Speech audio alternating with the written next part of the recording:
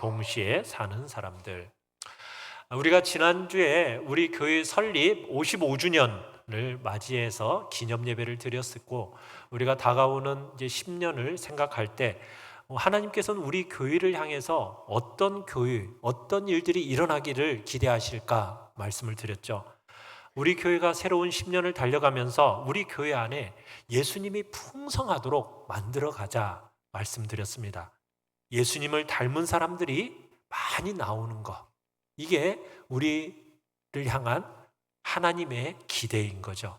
그래서 사람들이 우리 교회에 와서 정말 이 교회 안에 정말 예수님이 계시는구나, 예수님의 임재가 느껴지는 곳이구나, 이곳에 왔더니 정말 여기서 예수님을 만났네 라고 정말 나오는, 그런 이야기가 나오는 교회, 그런 교회가 되고 그런 공동체가 되도록 우리가 힘쓰고 그런 공동체를 빚어내가는 것이 우리의 교회의 목표요, 달려가야 할 길임을 말씀을 드렸습니다.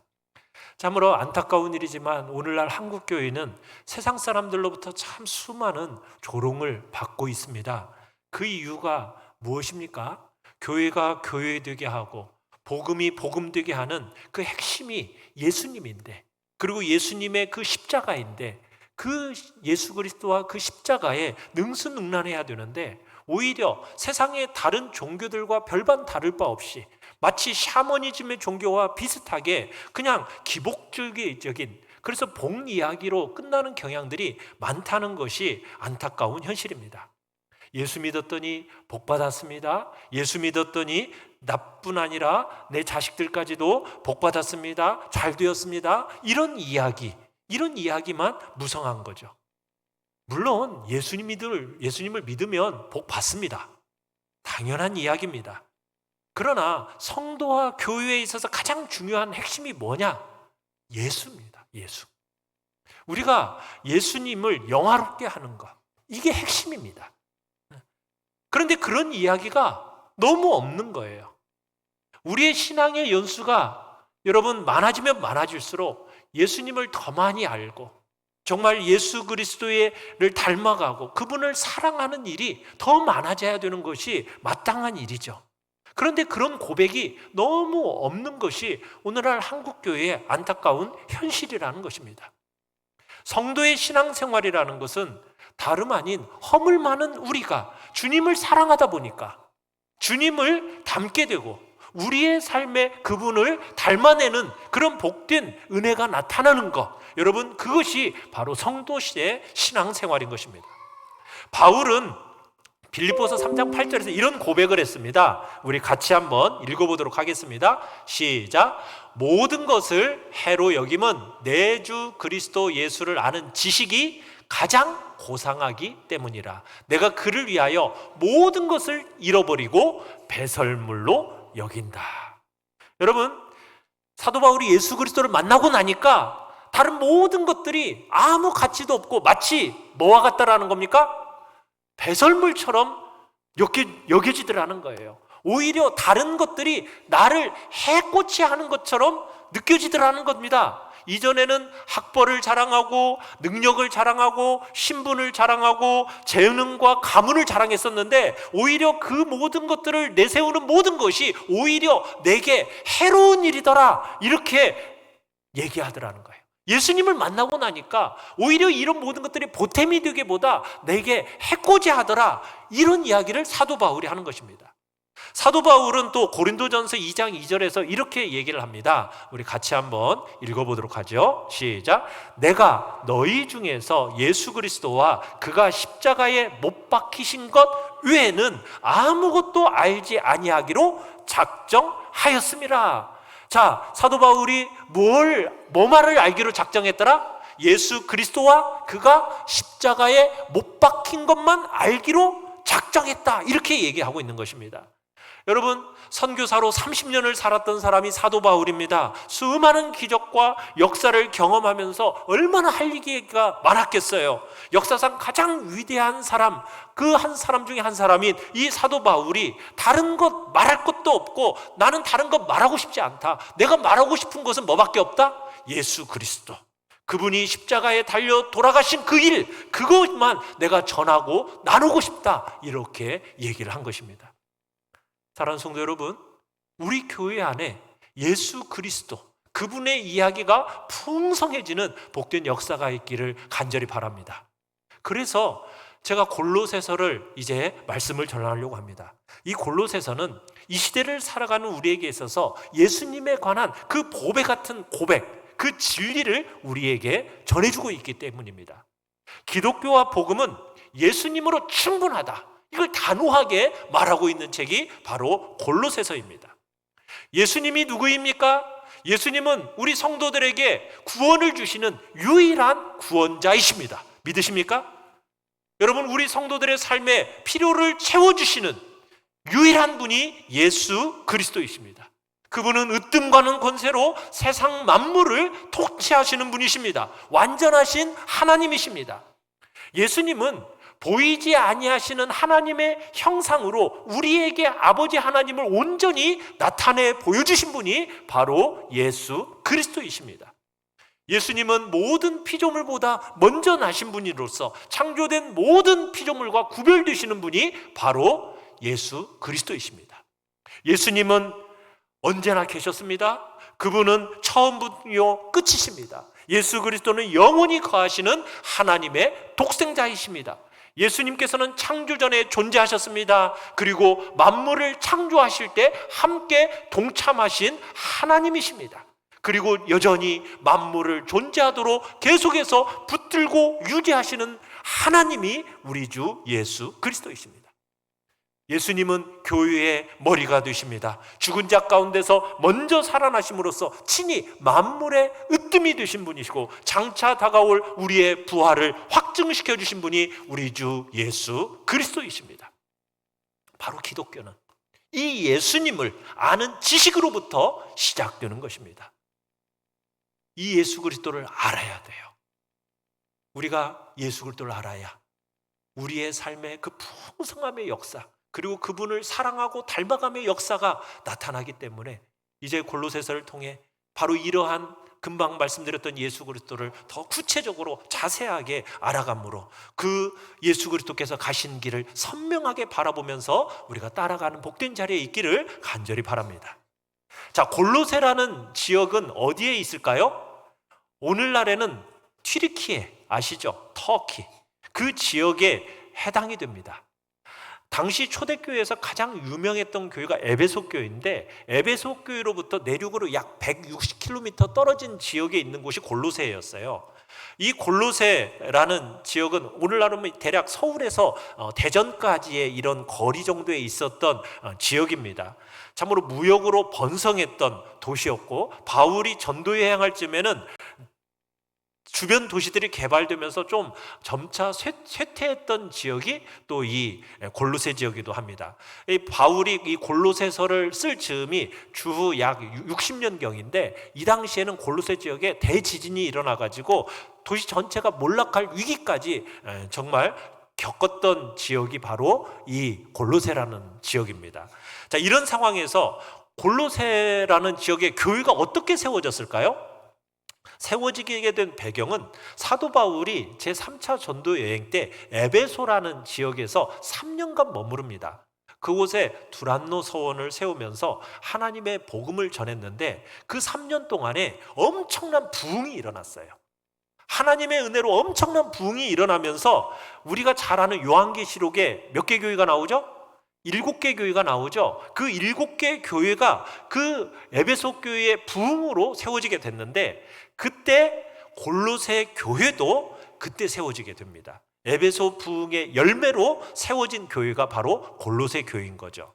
자, 그 당시에 이 골로새 지방 출신인 에바브라라는 사람이 있어요. 이 사람이 에베소에서 복음을 듣고 회심하게 되고, 회심한 후에 자기 고향 골로새 지역으로 돌아와가지고 골로새 교회를 세우게 된 겁니다. 그러다가 골로새 교회가 차츰 성장하게 됩니다. 그러면서 이런저런 문제가 생기게 됐어요. 그러자 에바브라가 바울에게 가가지고 골로새 교회의 상황을 전해줍니다. 에바브로부터 전해들은 그 말을 근거로 해서 바울이 골로새 교인들에게 쓴 편지가 오늘 보게 될 골로새서입니다. 이 골로새서는 바울이 직접 얼굴을 보지 못한 성도들에게 쓴 편지예요. 골로새 성도들도 바울의 이름만 들었지 직접 교제해 본 적이 없는 상태 가운데서 이 편지를 받게 된 거. 그게 바로 오늘 우리가 보게 되는 골로새서입니다. 자, 그러면 1번을 우리 같이 한번 읽어보겠습니다. 1번입니다. 시작. 사도된 바울과 형제 디모데. 자, 골로새서는 누가 썼다고요? 바울이 썼다 얘기했는데 바울만 썼을까요? 거기 한 명 더 나옵니다. 우리 1절 같이 한번 읽어보겠습니다. 시작. 하나님의 뜻으로 말미암아 그리스도 예수의 사도된 바울과 형제 디모데는. 자, 이 편지를 보니까 두 명이 썼죠. 누가 썼다고요? 바울과 디모데가 썼어요. 그런데 자, 바울을 소개할 때는 뭐라고 소개하고 있죠? 하나님의 뜻으로 말미암아 사도된 바울, 이렇게 소개하고 있고, 자, 디모데는 뭐라고 소개하고 있습니까? 형제 디모데. 자, 차이가 있죠. 여기에는 중요한 이유가 있습니다. 사도, 여러분, 이 사도라는 직분은요, 하나님께서 특수하게 부여하신 일시적인 직분입니다. 이 사도 직분은 2000년 교회 역사 속에서 여러분 반복적으로 나타나지 않은 직분이에요. 특히 여러분 사도행전 1장을 한번 가서 보시면은 12명을 예수님께서 사도로 택하셨잖아요. 근데 12명 중에 한 명이 죽었죠. 누가 죽었어요? 누가 죽었죠? 가룟 유다가 죽었죠. 그 가룟 유다가 죽어서 그래서 한 명을 보충해 줍니다. 그래서 뽑혀진 사람이 누굽니까? 마띠아라는 사람입니다. 자, 마띠아를 해서 12사도를 완성을 했는데 그 12사도, 이 사도를 뽑을 때, 마띠아를 뽑을 때 두 가지 중요한 조건을 걸었어요. 어떤 조건을 걸었느냐? 첫 번째는 예수님과 함께 했던 사람. 예수님과 함께 했던 사람 중에 한 사람. 그리고 예수님과 함께 했을 뿐만 아니라 예수님의 부활을 직접 목격한 사람. 그 사람을 뭐로 선택했어요? 사도로 뽑았어요. 사도로. 그러니까 사도에 있어서는 이 두 가지 요건이 너무나도 중요한 거예요. 예수님이 이 땅에 오셨을 때 함께 했던 사람, 그리고 직접적으로 예수님의 부활을 경험한 사람이 사도가 되는 거예요. 그리고 이 사도가 했던 일은 뭐냐? 세 가지 일을 했는데 교회를 세우는 일을 했습니다. 또 한 가지는 성경을 기록하는 일을 했습니다. 세 번째는 기록된 성경이 정경인가 아닌가를 검증하는 일을 했던 일이 바로 사도들이 한 일이에요. 자, 그래서 여러분 초대교회의 사도는 특수한 사람들이에요. 그러면은 이 사도라는 직분이 오늘날에도 나올 수 있는 직분이에요? 나올 수 없는 직분이에요? 나올 수가 없는 직분인 겁니다. 초대교회 당시에만 일시적인 직분이에요. 그래서 바울에 대해서는 사도라고 붙였지만 디모데에 대해서는 참으로 정말 초대교회에 있어서 아주 유명한 사람 아닙니까? 그런데 사도라는 이름을 붙였어요? 안 붙였어요? 안 붙였어요. 뭐라고 붙였어요? 형제라고 불렀어요. 사도라고 안 불렀어요. 자, 오늘날에는 사도라는 직분을 가진 사람이 있을 수 있어요? 없어요? 없어요. 그런데 한국교회에 자신들이 사도라고 부르는 사람들이 막 있어요. 자기들끼리는 막 선지자라고 불러. 여러분, 이런 사람들을 혹시나 만나셨다면, 그런 모임에 혹여나 내가 참여해 본 적이 있다면 빨리 나오시고 그런 사람과는 사귀지 마십시오. 여러분, 위험한 사람들입니다. 성경적이지가 않아요. 그런데 그런 운동이 오늘날 한국교회에 많이 벌어지고 있어요. 신사도 운동이라고 그래가지고 그 자기들이 사도다고. 그래서 사도가 성경을 기록한 사람들이잖아요. 그러면 오늘날에도 성경이 덧붙여질 수 있도록 성경이 기록될 수 있습니까? 없습니까? 없어요.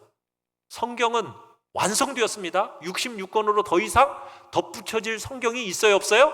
없어요. 그런데 이 사람들은 하나님으로부터 직통 계시를 받는데요. 직접적으로 계시를 받아서 자신을 통해서 하나님이 말씀하신다라는 거예요. 여러분, 그런 모임에 가시면 안 돼요. 가셨다가 꼭 그런 사람들은 잘 맞춰요. 진짜 신통망통하게 무당처럼 잘 맞춰. 여러분, 잘 맞춰도 그것에 혹하면 돼요, 안 돼요? 안 돼요. 아무 소리 말고 빨리 피하셔야 돼요. 그런 모임에 있으면 안 돼요. 그건 성경을 바르게 가르치는 사람들이 아니에요. 위험한 곳이에요. 바울이 직접 얘기하는 거예요. 사도인 자신이라고 얘기를 하면서 디모데에 대해서는 형제라고 정확하게 구별하면서 기록할 만큼 여러분, 사도라는 직분은 특수하고 반복되지 않는 직분임을 우리에게 가르쳐주고 있는 것입니다. 2번 같이 한번 읽어보겠습니다. 2번입니다. 시작. 이중 국적을 가지고 사는 성도. 이중 국적을 가지고 사는 성도. 자, 사도 바울과 형제 디모데가 편지를 썼습니다. 누구에게 썼죠? 자, 2절 상반절을 우리 같이 한번 읽어보겠습니다. 2절 상반절입니다. 시작. 골로새에 있는 성도들 곧 그리스도 안에서 신실한 형제들에게 편지하노니. 자, 여기서 골로새에 있는 누구에게 썼다고요? 성도들이라고. 성도. 여러분, 성도가 무엇이죠? 성도? 성도라는 것은 거룩한 사람들입니다. 성도라는 의미와 동일하게 쓰여질 수 있는 게 뭐냐? 성인, 성자 같은 의미로 쓰여질 수가 있어요. 자, 그러면은 여러분은 성도죠. 그러면 여러분은 성자입니까? 아닙니까? 성인입니까? 아닙니까? 성인입니다. 그런데 옛날 이 기독교에 있어서 천주교 쪽이죠. 그들은 성인이 따로 있는 것처럼 성 어거스틴, 성 모니카 하면서 특별한 사람들에게만 성을 붙이고 다른 사람들은 마치 성도가 아닌 것처럼 얘기를 했어요. 맞아요? 틀려요? 그거 틀린 겁니다. 여러분, 우리는 하나님의 특별한 부름을 받아서 구별된 무리이기 때문에 우리 모두는 성도입니다. 거룩한 사람들입니다. 우리가 성인이고 우리가 성자입니다. 여러분, 그렇다고 해서 우리가 남다른 거룩함을 드러낸 그런 존재로서 그런 성인 성자를 얘기하는 건 아닙니다. 이 표현은 하나님이 골로새에 살던 그들을 하나님이 특별하게 구별해서 따로 떼어놨다라는 의미 속에서 거룩한 성도라고 부르고 있어요. 그러면서 동시에 새로운 신분, 새로운 지위를 드러내는 표현이 바로 성도입니다. 여러분은 하나님의 백성입니다. 하나님의 자녀입니다. 여러분은 성도라는 새로운 신분을 하나님께서 주셨습니다. 여러분 모두는 거룩한 사람이란 얘기예요. 이건 형식적인 신분이 아닙니다. 새로운 신분으로서 여러분들에게 주어졌어요. 얘기는 뭐냐면 골로새에 있는 성도들하고 그 다음에 뭐라고 쓰여 있죠? 그리스도 안에서라고 얘기했어요. 그리스도 안에서. 무슨 얘기냐? 우리 성도들은 세상에 있는 동시에 어디에 안에 있는 사람들이다? 그리스도 안에 있는 사람들이란 얘기입니다.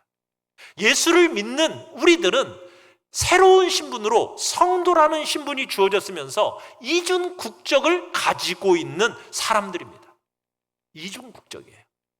여러분, 우리가 이 세상에 살고 있지만 우리의 시민권은 또 어디에 있습니까? 하늘에 있습니다. 대한민국이라는 사람으로서 대한민국 국민이면서 우리는 또 어디 나라 사람입니까? 하늘나라 사람입니다. 천국의 시민권자가 바로 우리입니다. 그래서 우리는 이 땅을 살아가면서 이중국적이에요. 이중국적자예요. 여러분은 다 이중국적자입니다. 이 땅에 살면서 최선을 다해서 이 나라 대한민국을 사랑하시고 또 이 대한민국이 잘 되기를 위해서 노력을 해야 됩니다. 또한 그러면서 동시에 우리는 하나님 나라의 백성으로서 이 땅을 살아가야 되는 거예요. 우리는 이것을 늘 잊지 않고 기억해야 됩니다. 그런데 우리들이 이 땅을 살아가면서 자꾸 얘기하는 게 뭐냐면 진짜 예수 믿기 어려워, 이런 얘기를 해요. 여러분, 예수 믿기 어려워요, 쉬워요? 쉬워요? 네, 쉽죠. 네. 예수 믿고 살아간다는 것이 쉽지 않다라는 것들을 여러분 느끼지 않으십니까? 자꾸 거듭되어서 실패하고, 여러분, 그런 삶이 우리 안에서 나타나다 보니까 정말 이 땅에서 믿음으로 살아간다는 것 쉽지 않다라는 것을 여러분들은 경험하면서 살아갈 거예요. 만약 우리가 세상에만 속한 사람들이라면 그렇게 어렵지 않습니다. 왜냐요? 그냥 세상 사람들하고 똑같이 살면 되니까 별로 어렵지가 않아요. 그런데 우리는 세상으로부터 구별된 거룩한 성도들이기 때문에 우리가 이 땅을 살아가는 것이 어렵게 느껴지는 거예요. 왜? 믿음으로 살아가야 되다 보니까. 그냥 하나의 세계에서만 살면은 그렇게 어렵지가 않은데 두 세계를 제대로 살아가야 되니까 이게 어려운 거예요. 그런 면에서 어려운 거예요. 눈에 보여지고 만져지는 것은 우리가 그렇게 살아가는 게 어렵지 않아요. 그냥 그렇게 살면 돼요. 그런데 하나님의 나라의 백성으로 살아간다는 것은 어떻게 살아가는 것입니까? 눈으로 보이지 않는 하나님을 믿는 것이고, 눈에 보이지 않는 그 하늘에 속한 시민권자로서 살아가야 되는 거, 그렇게 붙들고 살아가는 거기 때문에 그게 쉬운 일이 아니에요. 그래서 그리스도의 부르심을 따라 살아가는 것은 어렵게 느껴지는 것입니다. 믿음으로 살지 않으면 어렵지 않은 일인데, 그런데 믿음으로 살려다 보니까 어렵게 느껴지는 거예요. 그리스도 안에 있는 우리는 힘써 믿음을 사용하면서 살아가야 돼요. 사랑하는 성도 여러분, 일주일간 살아오시면서 어떻게 사셨습니까? 믿음을 사용하면서 살아오셨습니까? 여러분, 믿음을 사용하지 않으면 이게 우리 금방 잊어버려요. 금방 잊어버려요. 믿음 생활하기가 어려워요. 여러분, 신앙생활을 하는데 주일날 여기 딱 한 번 와서 예배 한 번 드리고, 그 한 번 드린 것을 가지고 일주일간을 그냥 산다. 살 수 있을까요, 없을까요? 한번 이렇게 생각하시면 돼요. 여러분이 오늘 정말 일주일을 위해서 내가 폭식을 한다. 내가 마음껏 먹고 그냥 내가 이 한 끼 잘 먹어서 일주일을 버티리라. 혹시 그런 분 있으세요? 그렇지 않죠. 여러분, 우리가 다이어트를 하지 않는 이상 우리는 매일매일 식사를 하고 그것을 힘입어서 살아가는 거예요. 오늘 마찬가지입니다.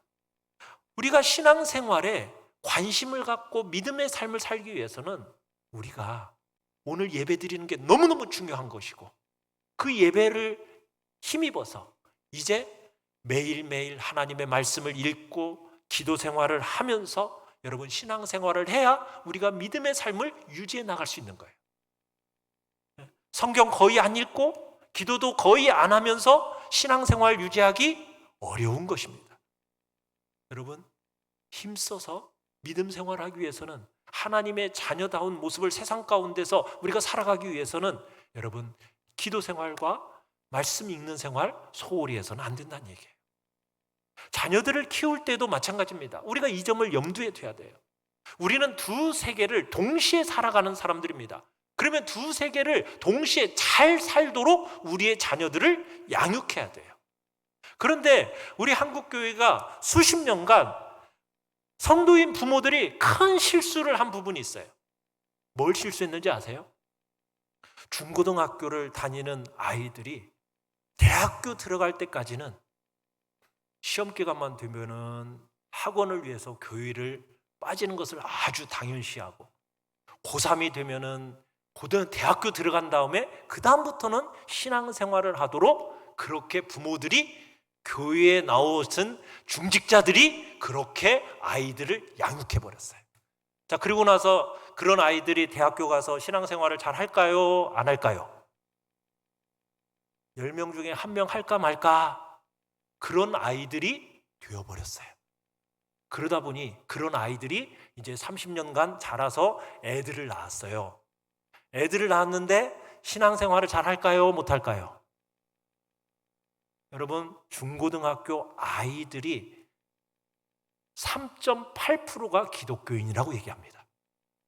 3.8%. 100명 중에 3, 4명이 기독교인이래요. 대부분의 애들이 교회를 발걸음도 안 디뎌봤대요. 이게 한국교회의 현실이 돼버렸어요. 한국교회 현실이 돼버렸어요. 왜? 자녀들을 두 세계를 동시에 잘 살도록 믿음의 선배들이 양육하지 못한 결과가 2세대가 되어지고 3세대가 되어져 버리니까 한국교회가 완전히 지금 바닥을 치고 있는 거예요. 두 세계를 동시에 잘 살도록 해야 되는데 이 일을 소홀히 한 결과인 거죠. 여러분, 세상에 몸담고 살지만 우리는 그리스도 안에 있어야 돼요.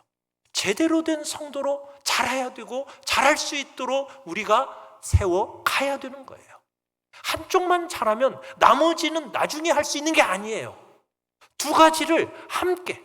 그래서 청소년기에 하나님의 도우심과 하나님의 인도하심을 경험하면서 그렇게 대학에 가고 인생의 장을 열어가도록 섬겨 나가야 되는데 그 일을 제대로 하지 못한 결과가 오늘날 우리 한국교회의 미래가 너무 암담하다라는 거예요. 직장 생활도 마찬가지고 모든 게 마찬가지입니다.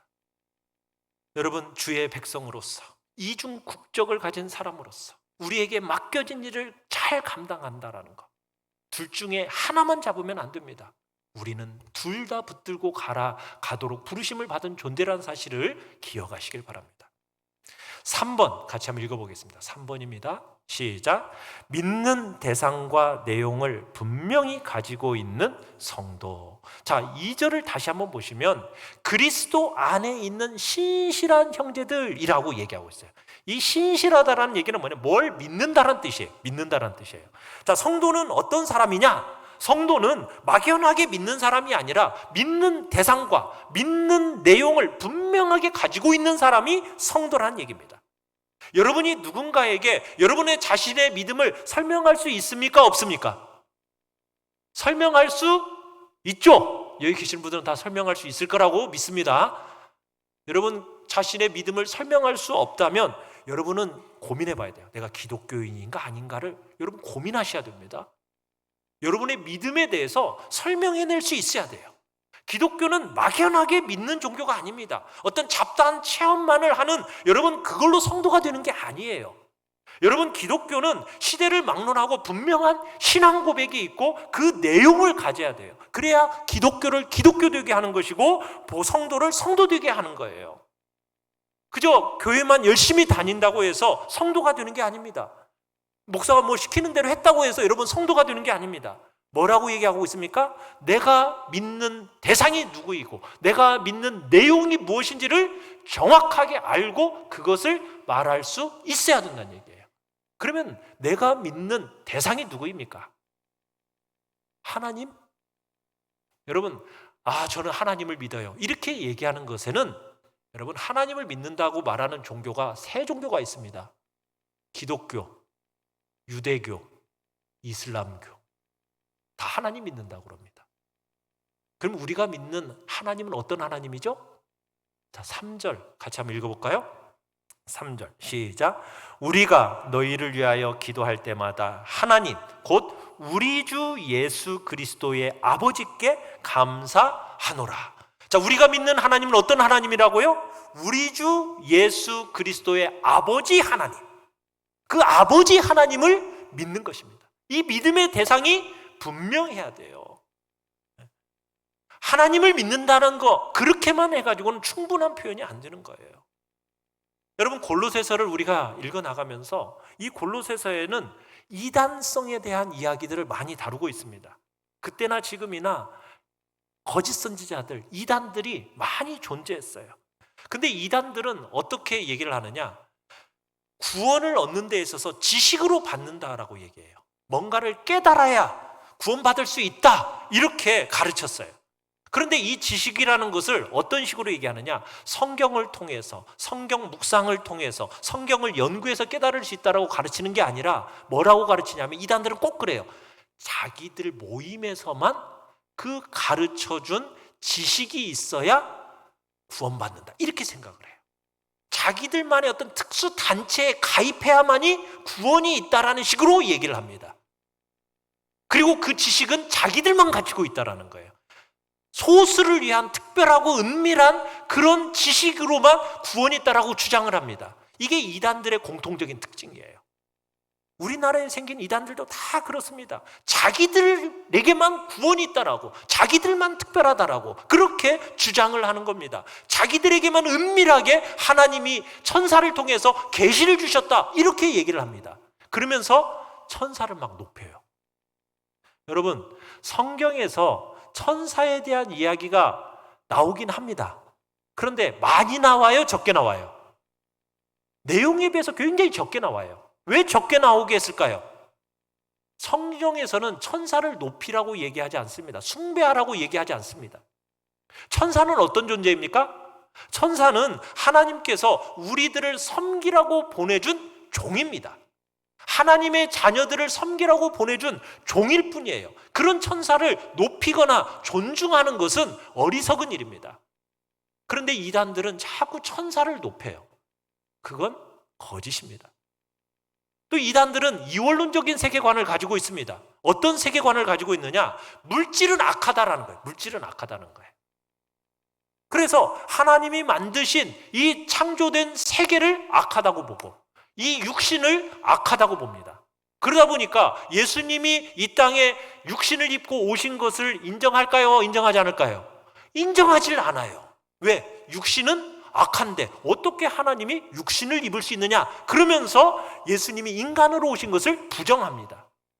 성육신을 부정하는 거죠. 그러다 보니 예수님의 완전한 구원까지도 부정하게 되고, 그러다 보니까 예수님 믿는 것만으로는 안 되고 거기다 뭔가를 자꾸 덧붙여야 된다고 그러는 거예요. 금욕적이 돼야 된다, 어떤 날을 지켜야 된다, 어떤 음식을 먹지 말아야 된다, 이런 식으로 계시된 말씀 위에 자꾸 뭔가를 첨가하고 덧붙이는 그런 일들을 진행합니다. 그래야 구원받는 것처럼 얘기해요. 이단들은 꼭 그렇게 합니다. 여러분, 구원은 뭔가를 행함으로 구원받는 게 아니죠. 구원은 어떻게 받습니까? 오직 믿음입니다. 믿음. 이단들을 분별할 때 여러분 제일 중요한 게 뭐냐? 예수님의 인격을 인정하느냐 허물어뜨리느냐를 보면 알 수가 있어요. 골로새에 있던 이단들은 예수님의 인격을 허물어뜨려 버리고, 그러니까 그런 자연스럽게 영광스러운 그 일들의, 주님의 구원의 그 일들을 가치를 떨어뜨려 버리는 그런 자리에 있게 된 거죠. 그러다 보니까 복음이 완전하지 않다, 불충분하다, 그러니 뭔가를 덧붙여야 된다, 더해야 된다, 이런 것으로 가르친 겁니다. 그게 다 이단들이 하는 일입니다. 사랑하는 성도 여러분, 골로새서를 우리가 보면서 그런 분별력이 우리 안에 있기를 바라요. 그러면서 이제 바울이 신실한 형제들에게 편지를 씁니다. 형제라는 표현을 쓰고, 형제라는 호칭. 여러분, 교회와 성도의 본질을 보여주는 아주 중요한 핵심적인 표현이 뭐냐? 바로 이 형제라는 단어입니다. 디모데 같은 아주 훌륭한 인물에 대해서도 뭐라고 얘기하고 있어요? 형제, 이렇게 붙이고 있어요. 형제. 여러분, 예수님을 믿는다라는 것은 세상의 어떤 종교 가운데 하나를 선택하는 게 아닙니다. 우리가 예수님을 믿으면 새로운 가족이 생기는 거예요. 새로운 가족. 형제 자매가 되는 겁니다. 그래서 우리들이 이제는 모두 다가 형제 자매입니다. 정말 아끼고 소중하게 여겨야 할 형제 자매라는 것. 넓은 의미의 가족, 교회로 하나님께서는 새로운 공동체를 우리에게 선물로 주신 거예요. 옆에 계신 분이 우리의 형제요, 우리의 자매입니다. 구원받은 백성들은 교회 안에 들어왔어요. 그렇다면 몸의 일부인 그 귀한 지체들을 우리들이 여기서 만난 겁니다. 그러면 그 만남에 있어서 신분과 여러분 지위의 높고 낮음이 있을 수 있어요, 없어요? 없습니다. 형제 사이에 신분이 있을 수 있어요? 없어요. 그래서 교회 안에는 계층이라는 것을 구분할 수가 없는 겁니다. 연약한 존재들을 오히려 더 존귀하게 여기는 공동체, 아껴주는 그런 사랑의 공동체, 높은 자가 종이 되어서 발을 씻겨주는 공동체, 그게 바로 교회인 거죠. 그런데 우리 한국 사회는 유교적인 성향이 강하잖아요. 유교적인 성향이 강한 이 땅에 복음이 들어오다 보니까, 교회가 세워지다 보니까, 옛날 사람들은 좀 옛날에는 이제 신분들이 있지 않았습니까? 그러니까 종이었던 사람이 뭔가 직분을 얻으면은 뭔가 지위를 얻은 것처럼, 신분이 상승되는 것처럼 그렇게 착각을 했어요. 그래가지고는 집사라는 직분을 줄 때에는 뭐라고 집사라는 직분을 주는 겁니까? 일하라고 주는 건데, 그게 마치 자기의 신분 상승인 것처럼 착각하게 되어버린 거예요. 그것이 우리 한국 교회 안에 면면이 들어오게 된 겁니다. 그러다 보니까 교회에 이 중직자를 따라서 마치 서열이 나눠지는 것처럼, 장로님, 안수집사님, 권사님, 뭐 이거 가지고 서리집사님, 이런 서열이 있는 것처럼 생각을 하는데 아닙니다. 다 뭐 하라고 주신 직분이에요? 일하라고 주신 직분이죠. 그건 신분과 직분의 높낮이를 얘기하는 게 아니에요. 그걸 따지기 시작하는 순간 그 교회는 망하는 겁니다. 여러분, 교회 안은 세상과는 다른 질서입니다. 누구든지 다 직분자가 될 수 있는 겁니다. 모두가 직분자가 되기를 바랍니다. 그런데 직분이라는 건 뭐예요? 귀한 섬김의 자리로 부름받는 겁니다. 그 직분 가지고 자기 자신을 평가하고 그것을 마치 신분이나 자기 자랑으로 삼아서는 안 되는 거예요. 우리는 직분을 받았을 때 나를 일꾼으로 불러주신 주님께 감사하면서 남의 발을 씻겨주는 종이 되도록 불러주셨다. 여러분, 이렇게 여겨야 되는 것입니다. 우리 모두가 형제자매들을 존귀하게 세워주는 사람으로 세워지기를 기대하고 계시는 겁니다. 우리가 자꾸 유교적인 전통에 영향을 받아가지고 장유유서, 무슨 말이에요? 나이가 많으면 장땡이다, 이런 얘기죠. 예. 여러분, 아니죠. 아니죠. 예. 여러분, 연장자가 나이 어린 사람도 존경해야 돼요. 물론 어린 사람이 나이 어르신들을 존경해야 됩니다. 그게 존경받아 마땅한 일이에요. 그러나 나이가 먹으면 먹을수록 더욱 겸손해지고 더 부드러워지고 더 따뜻해지고 젊은 세대를 더 넓게 품을 수 있는 그런 사람으로 자라가고 사랑할 줄 아는 것이 나이가 먹었다라는 표시가 아닐까요? 아멘. 네, 다 그렇게 나이를 드신 줄로 알고, 자, 우리 모두가 뭐라고요? 형제 자매입니다. 남자든 여자든 종이든 자유자 다. 그래서 형제 디모데 이렇게 얘기하고 있는 거예요. 오늘날 어때야 되는가? 이 일이 얼마나 복되고 가치 있는 일인지 여러분 우리가 생각하면서, 참으로 하나님께서 신앙생활한다라는 것, 다른 지체들과 함께 섞이고 연합해서 건강한 신앙생활을 해야 되는 것입니다. 마지막 네 번째 4번을 같이 한번 읽어보겠습니다. 4번입니다. 시작. 성도에게 주어지는 은혜와 평강.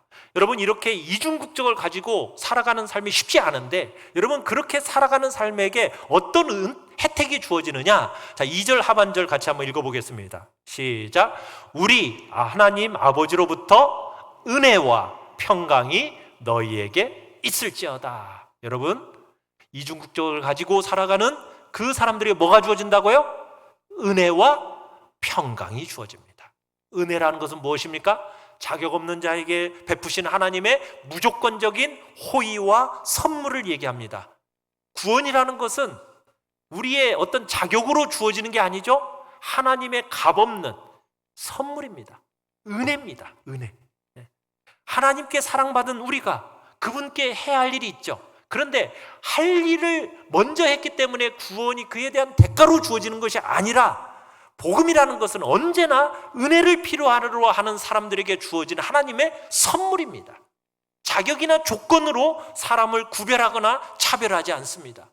여러분, 기독교의 핵심 메시지는 뭐냐? 하나님이 가장 필요한 은혜를 자격 없는 자들에게 주신다라는 것, 값없는 선물로 주신다라는 것이 우리에게 이야기하는 은혜입니다. 하나님께서는 우리에게 목적과 계획을 가지고 계시고, 이를 근거로 해서 우리가 이 땅을 살아가는 데 필요한 모든 것을 그분께서 은혜로 공급해 주십니다. 이 귀한 은혜를 알 때 우리가 평강이 우리 안에 삶에 있게 되는 거예요. 은혜를 알아야 평강이 있어요. 상황이 나아지면 평강이 생기는 게 아닙니다.